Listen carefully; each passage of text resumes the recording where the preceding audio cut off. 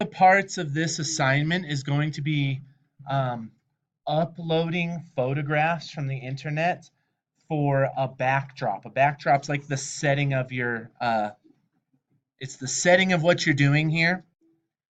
Your backdrops can be found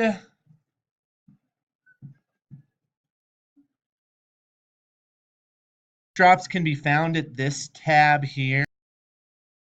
Create your own backdrop as usual. In this case, there's nothing to the backdrop, but we're going to be uploading some backdrops. So you notice there's another little icon at the bottom left here again, and you can choose a backdrop. And there's several options.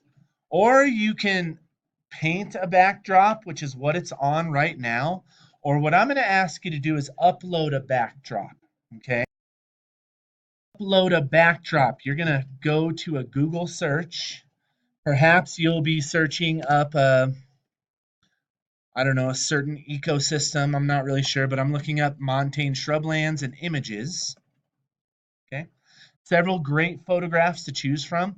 If you push the mouse pad with both of your fingers, it brings up this little tab like this, and you can say save image as. And when you save image as, it's going to give you an option on your Chromebook. It'll be saving it in the downloads section, and you'll know that. You'll see it's connected to the download section. But you get to name it whatever you think is best, and this will be the name of the backdrop. You know, you'll be able to change the backdrops like you change the sprite. So it's like different. When you're writing your code, you're going to have these different names. So I'm just going to call this shrublands and save it. But when you go back to your Scratch, you'll be able to click this little backdrop icon, and the upload button is the fourth from the top. It says upload backdrop.